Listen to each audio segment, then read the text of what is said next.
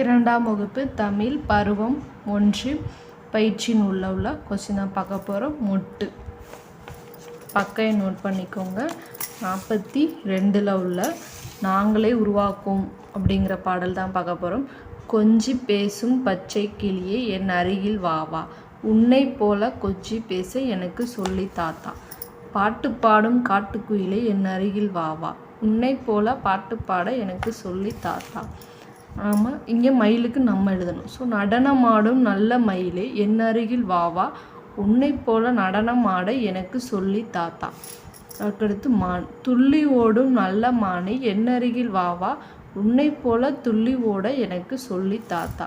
Next இங்கே என்னதுன்னா, துள்ளி ஓடும் காட்டு முயலை என் அருகில் வாவா, உன்னை போல துள்ளி ஓட எனக்கு சொல்லி தாத்தா. நெக்ஸ்ட் என்னதுன்னா, படிப்பேன் விடை அளிப்பேன், படத்திற்கு உரிய தொடரை தேர்ந்தெடுத்து எழுதுக.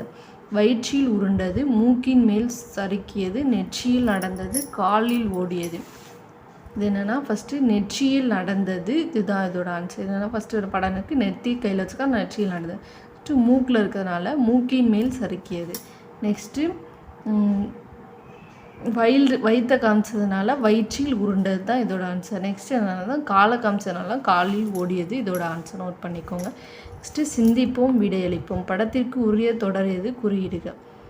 ஓடி வந்தது, உருண்டு வந்தது, தாவி வந்தது. மான் எப்படி வரும், தாவி தான் வரும். ஸோ இதோட ஆன்சர் தாவி வந்தது. தேங்க்யூ.